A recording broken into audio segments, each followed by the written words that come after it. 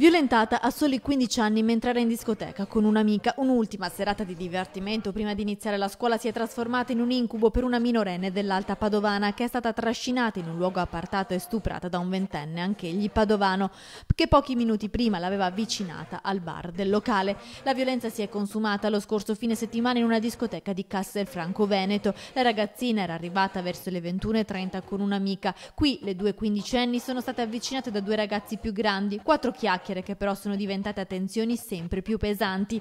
Alla fine, mentre un complice teneva ferma l'amica della minorenne, il ragazzo trascinava la sua vittima in un luogo appartato e la violentava. Inutili tutti i tentativi del quindicenne di opporsi all'aggressione brutale. Le mani forti del ventenne l'hanno bloccata e poi ha abusato di lei. A confermare la violenza ci sarebbe anche un referto medico. La quindicenne, sotto shock, quando è tornata a casa ha raccontato in lacrime quanto è accaduto alla mamma, che prima l'ha portata in un ospedale dell'Alta Padovana e poi ha chiamato i carabinieri.